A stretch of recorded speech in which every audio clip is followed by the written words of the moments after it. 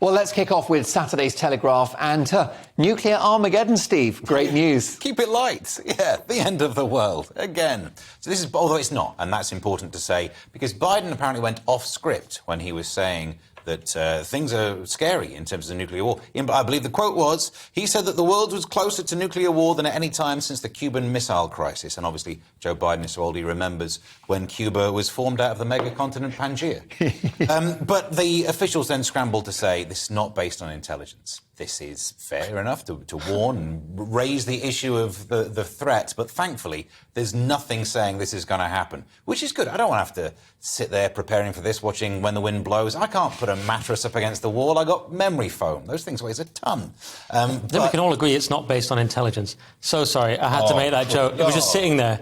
I'm sorry. It was an open goal. It was an open goal. I'll let you finish the sentence. I'm picking on him for being old. You don't have to go after his IQ as well. Come on, I'm giving you this much. But then, I mean, the flip side would be, while all the officials are saying, despite the bellicose rhetoric, I love bellicose as a word, that there's no sign this is going to happen, we were sat here in January saying, oh, he's probably not going to invade. So there's still that spectre of worry, but thankfully nothing's been raised up the old threat level. Yeah, if you get bellicose, by the way, you just need like an antacid, like a sort of Pepto-Bismol, or maybe Settler's Tums is always the option. I'm a Rennie's kind of guy. Oh, there you go. Look, I tell you something, it does make your stomach turn because we can't talk ourselves into a hot war. We've got to be very careful about the sort of diplomatic language that's used, haven't we? And of course, Biden, you could argue, has a bit of previous on this, having previously suggested that there must be regime change in Moscow, which then the White House sort of rapidly refuted.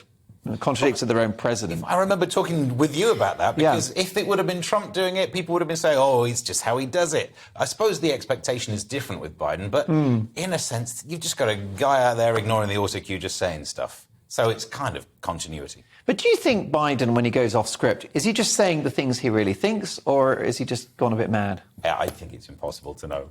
There is the chance. There's not an inconsiderable chance he doesn't know where he is. Because the truth is that, I mean, it's not a good look for him, is it, the leader of the free world, to be rebuked by Emmanuel Macron in this way, the French president. I mean, what can we read into Macron's intervention here? What does it tell us? He's just being sensible. If you strip out the lack of sense in this, the story disappears. So someone says something that's not sensible. If you ignore that from the story, I think you're agreeing with Macron. I never thought that had happened. I know. But, write that down in the diaries. But I feel a bit dizzy now. And, you know, that's made me bellicose, that. Oh, you want to get some of that Settler's Tums.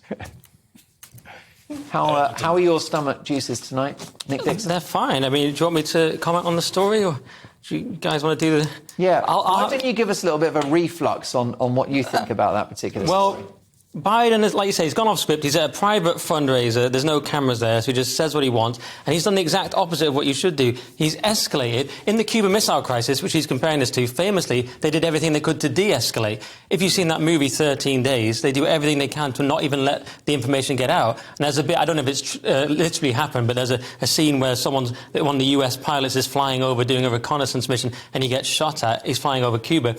And the guy in charge tells him, well, Kennedy's guy calls him up and says, pretend it was bird strike, so don't even say that they've shot at you, because then that'll escalate it. Then the press start demanding war, the military want war, so we have to de-escalate. What Biden's done is the exact opposite. He's pointlessly escalated this and said it's like Cuba. During the Cuban Missile Crisis, you wouldn't say, hey, this is Armageddon. The whole point, you were trying to say it wasn't. So it's terrible.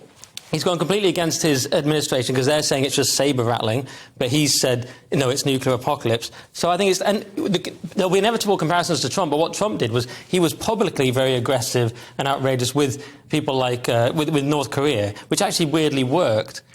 So his tactic was to publicly be aggressive, whereas Biden, there's no tactics involved here. He's just at a fundraiser letting his mouth run, essentially. Maybe the tactic is, because he's at a fundraiser, loads of really rich people, maybe they like to hear about the chance of nuclear apocalypse because they've got bunkers.